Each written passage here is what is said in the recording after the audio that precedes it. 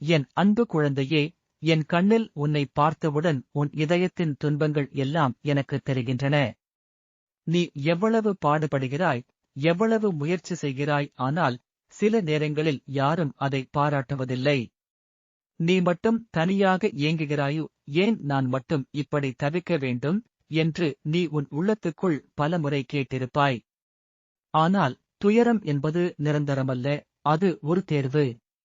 நீயே உன்னை இன்னும் வலிமையாக உருவாக்கிக் கொள்ளும் ஒரு காலம். நீ என்னை வெறுத்து விட்டுவிட விரும்பினாலும் நான் உன்னை விடமாட்டேன்.